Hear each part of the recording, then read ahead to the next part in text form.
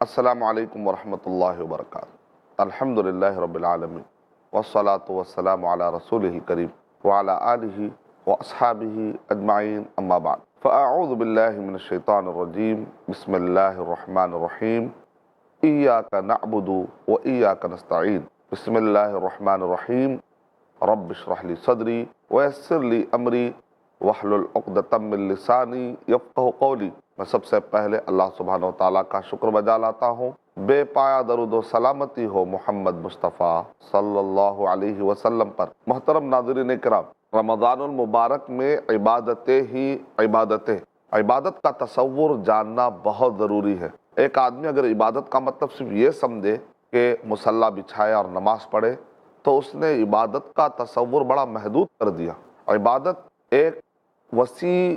معنی ہے۔ علامہ ابن تیمیہ رحمۃ اللہ علیہ نے العبودیہ کتاب کے اندر عبادت کا ڈیفینیشن یہ بتایا کہ ہر وہ چیز جو آپ کرتے ہیں، جو آپ کہتے ہیں، اور چاہے وہ دکھا کر چاہے وہ چھپا کر، یعنی کہ اس میں دل کا عمل بھی آ گیا، آنکھ کا عمل بھی آ گیا، کان کا عمل بھی آ گیا، جسم کا عمل بھی آ گیا۔ قول میں جو کچھ بھی آپ کہتے ہیں، چاہے خاموشی میں یا آپ دکھا کر، اور اللہ اور اس کے رسول صلی اللہ علیہ وسلم کے رضامندی کے مطابق، یہ ہے اصل پوائنٹ۔ اللہ اور اس کے رسول صلی اللہ علیہ وسلم کی رضامندی جس میں ہونا بہت ضروری ہے، کیونکہ اگر کوئی آدمی ایسا کام کرے گا عبادت سمجھ کر، شریعت سمجھ کر، جو نبی صلی اللہ علیہ وسلم اور صحابہ کے زمانے میں موجود نہیں تھی، شریعت کے مقابلے میں ایک نئی چیز لاتا ہے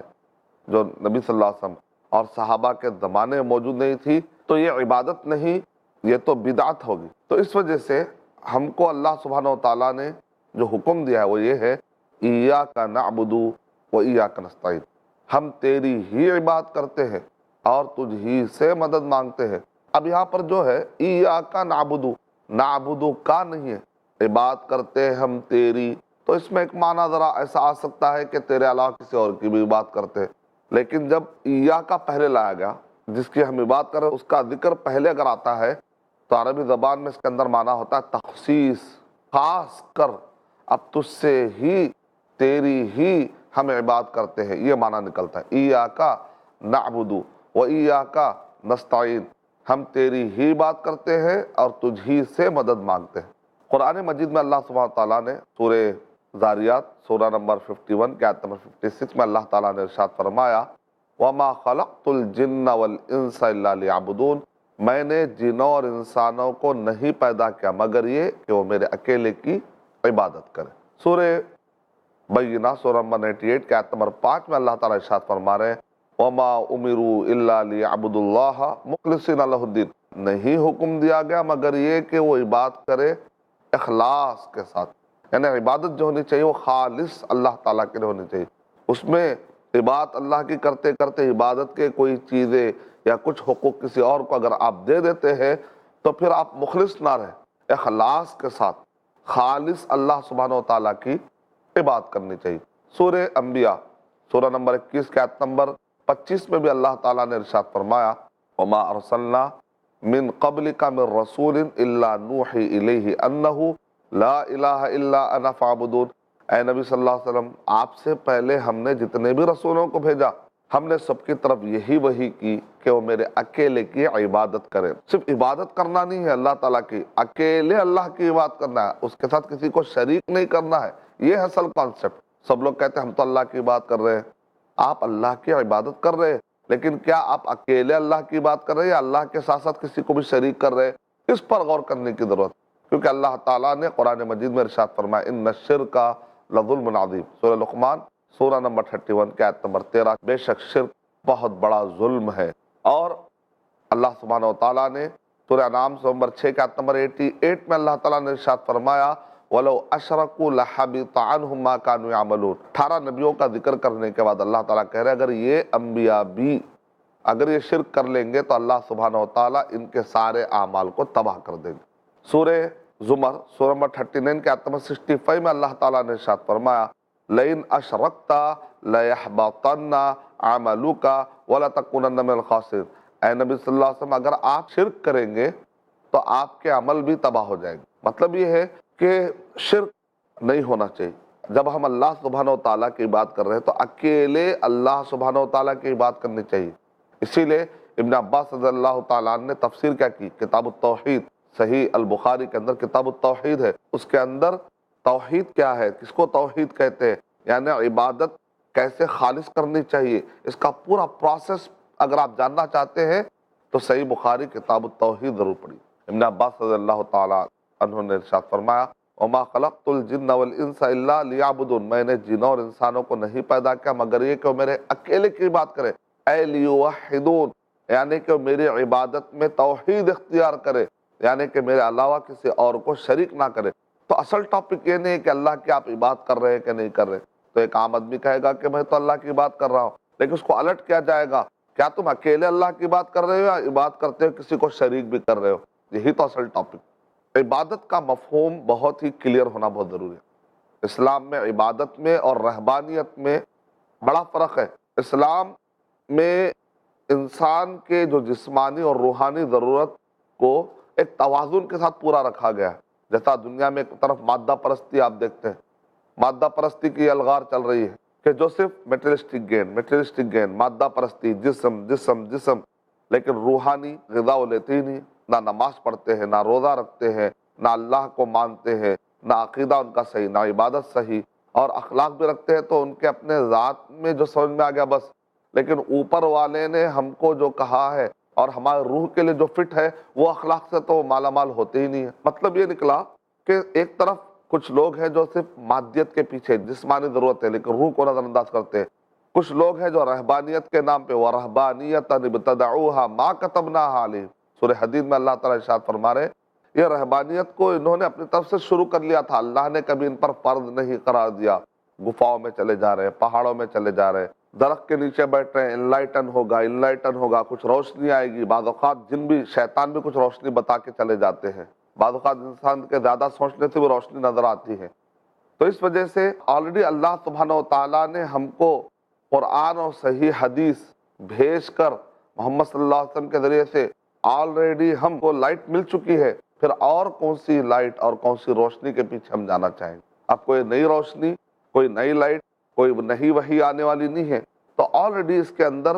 ساری چیزیں موجود ہیں، جسٹ فالو کرنا ہے۔ لیکن کتنے ایسے لوگ ہیں جو اپنے آپ کو تکلیف میں ڈالتے ہیں۔ ہمارے استاذ کہہ رہے تھے کہ جب وہ تھائی لینڈ کا سفر کیا، انہوں نے چائنا کا سفر کیا، تو وہاں دیکھا کہ کچھ لوگ اپنے آپ کو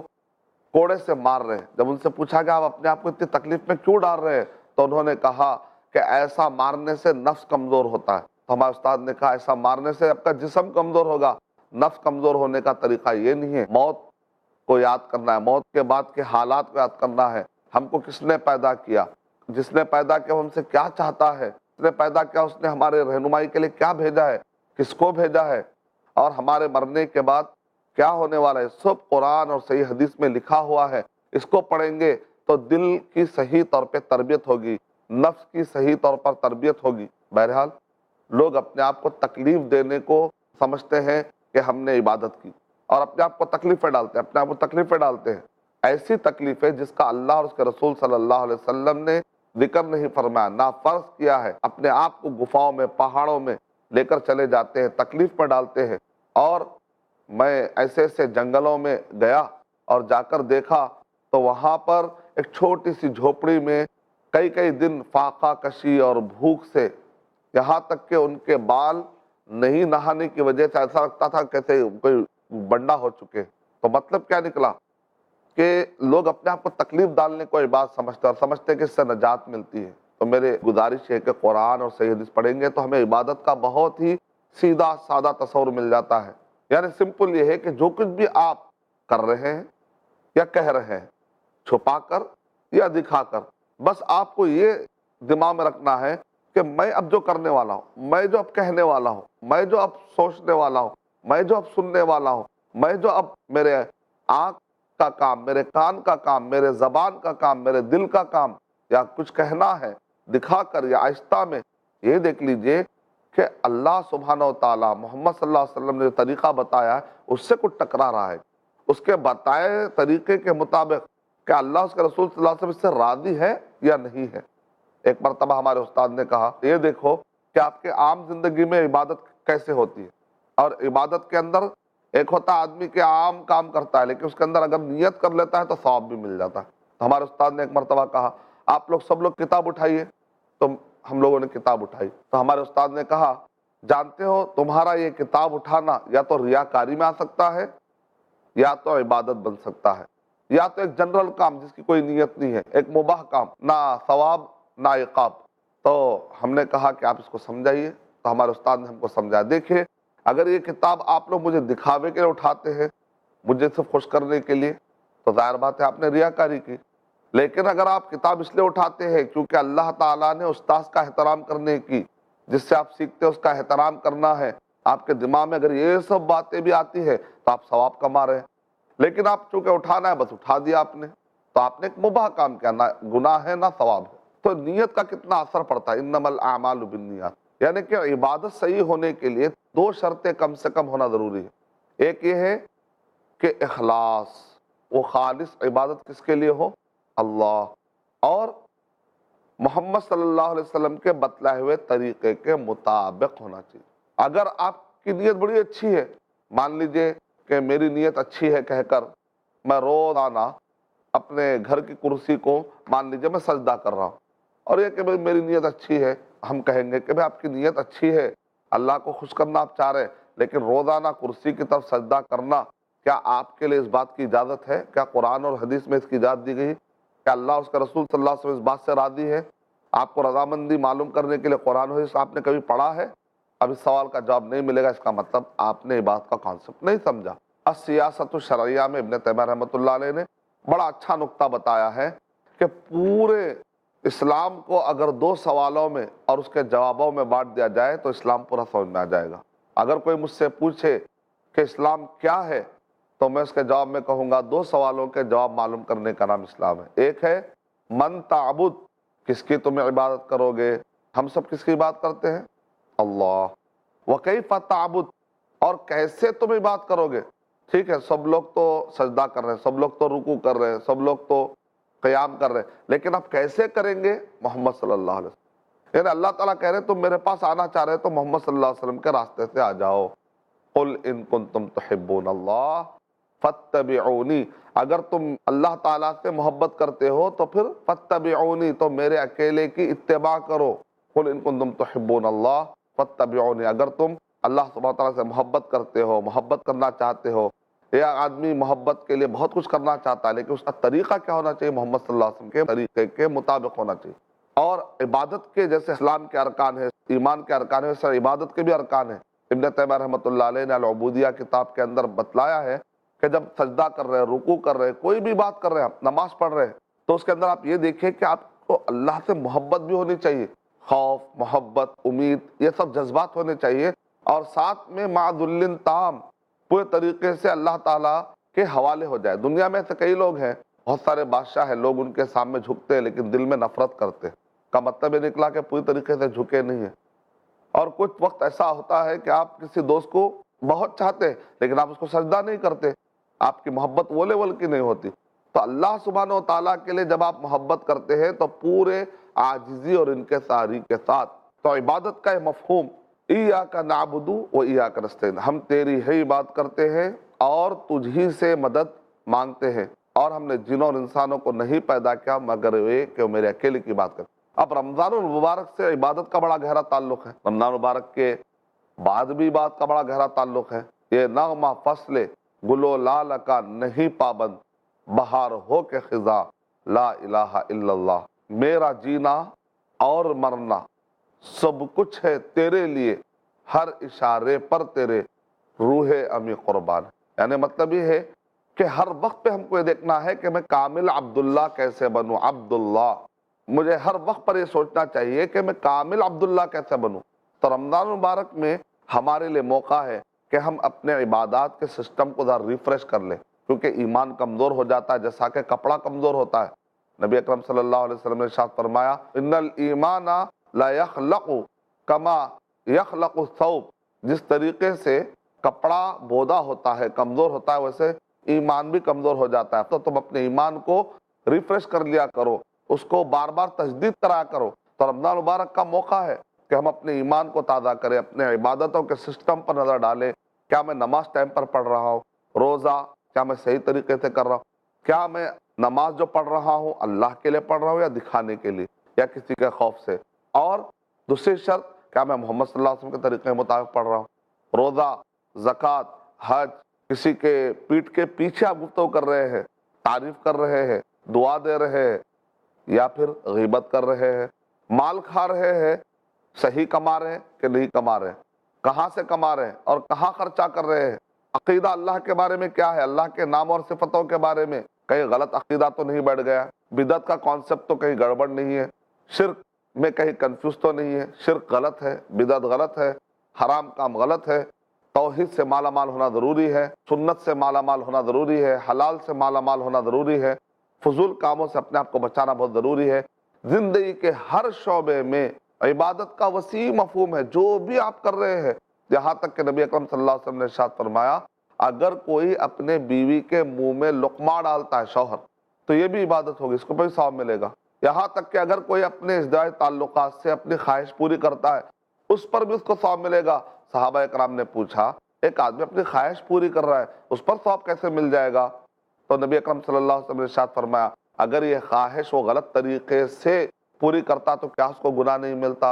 تو اس نے حلال راستہ ڈھونڈا نا، تو راستہ صحیح ڈھونڈنا بھی بہت ضروری ہے، دیکھا آپ نے۔ اور شوہر اپنے بیوی کے منہ میں لقمہ ڈالتا ہے، عبادت ہے، یہ سوچ کر کہ اللہ نے مجھے میرے اہل و عیال کے ساتھ، بیوی کے ساتھ اچھا رہنے کا حکم دیا ہے لہذا میں اچھا رہتا ہوں، یہ اس کی جو سوچ ہے اللہ کے لیے کرنے کی اور نبی صلی اللہ علیہ وسلم کے بتلائے طریقے کے مطابق۔ بعض لوگوں نے کہا سارے عبادتوں میں سب سے اچھی عبادت تو یہی دکھ رہی ہے ارشد بھائی، شوہر بیوی کے منہ میں لقمہ ڈالے۔ اب ساری عبادتوں سے بہتر یہی بات دکھ رہی، بات ایسی نہیں، عبادت کی کئی شکلیں ہیں، ٹائم کے حساب سے ایک ایک عبادت کی اہمیت بڑھ جاتی ہے۔ رات کے وقت کی عبادتیں الگ ہیں،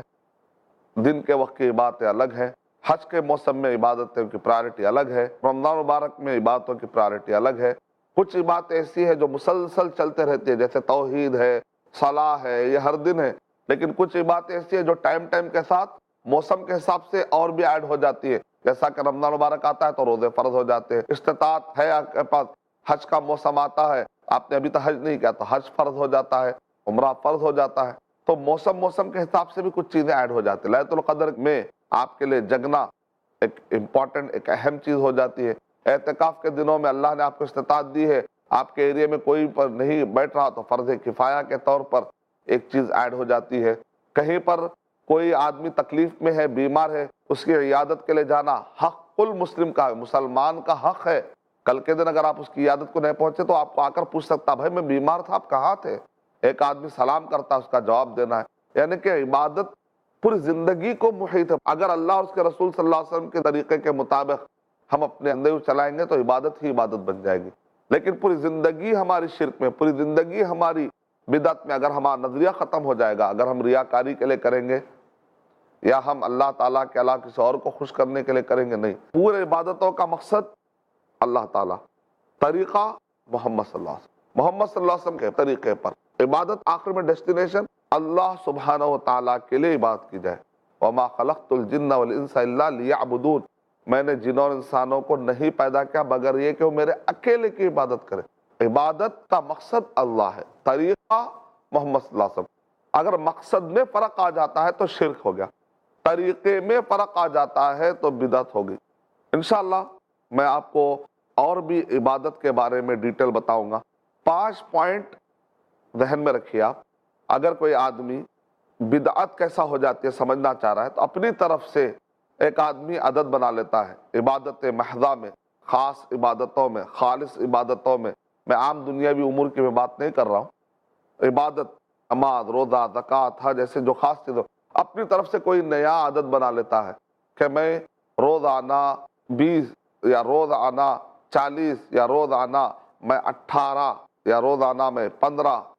یا روزانہ میں 12 رکعت یا 14 رکعت اپنے طور پہ نفلی طور پہ وہ تعداد ایسی بنا لیتا اور اس پر پابندی کرتا، نہیں کرنے پر غم میں آ جاتا ہے، تو ہم کہیں گے بھائی آپ اپنے آپ کو مشکل کیوں لا رہے ہیں؟ جس کو اللہ نے لازم نہیں کہ آپ کیوں اپنے آپ کو لازم کر لے رہے ہیں؟ یا ایھا الذین آمنوا لا تقدموا بین یدی اللہ ورسولہ، اے وہ لوگوں جو ایمان لائے ہو تم اللہ اور اس کے رسول صلی اللہ علیہ وسلم سے آگے مت بڑھو۔ اگر یہ بتایا گیا کہ ظہر کے 4 رکعت ہے تو اب 4 ہی رہیں گے، کوئی 5 نہیں کر سکتا، تو عدد اپنی طرف سے ہم نہ بڑھا سکتے ہیں نہ گھٹا سکتے ہیں یا نیا بھی نہیں لا سکتے، پہلا پوائنٹ۔ سیکنڈ، اپنی طرف سے ہم ٹائم نہیں بنا لے سکتے۔ اب ایک آدمی رمضان مبارک میں حج کے مقامات پر چلا جا کہے اب پھر پتہ نہیں دوبارہ آنے کا موقع ملتا نہیں ملتا، لہذا میں حج کر لوں گا، تو کیا حج ہو جائے گا؟ نہیں، ذی الحجہ کے مخصوص ایام میں جا کر حج کریں گے تو یہ حج ہوگا۔ اپنی طرف سے جب چاہے جا کر عرفات، مینا، مزدلفہ میں ٹائم گزارنے سے حج نہیں ہوتا، اس کا ٹائم آنا ضروری۔ جگہ،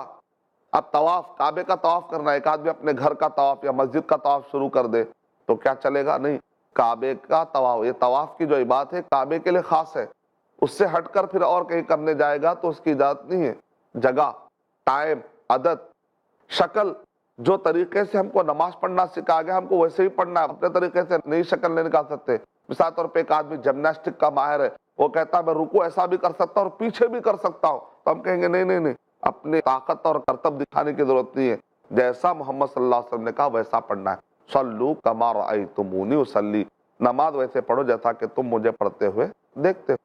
شکل، ہیئت، کوئی چیز انفرادی ہے تو اپنی طرف سے اجتماعی بنا دے رہے ہیں، یا اجتماعی کو اپنی طرف سے انفرادی کر دے رہے ہیں، ہیئت بدل رہے ہیں، کوئی نہ کوئی اس کے اندر اضافہ کر دے رہے ہیں، تو بہرحال یہ جائز نہیں ہے۔ عبادت کا مفہوم کلیئر ہو گیا، مقصد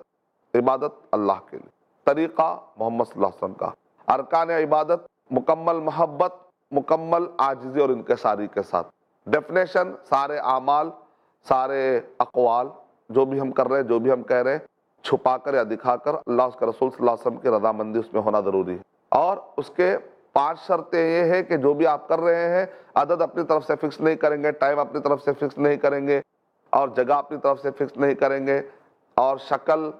اور ہیئت اپنی طرف سے فکس نہیں کریں گے۔ انشاءاللہ اگر ہم ان چیزوں کا خیال رکھیں گے تو ایک اچھے عبداللہ بن سکتے ہیں۔ اللہ تعالی ہمیں رمضان مبارک میں عبداللہ صحیح معنوں میں بنا دے، اللہ کا غلام، اللہ کا بندہ۔ ہم سرونٹ آف اللہ نہیں ہیں، نوکر کے اپنے کچھ شرطیں ہوتی ہیں، ہم سلیو آف اللہ،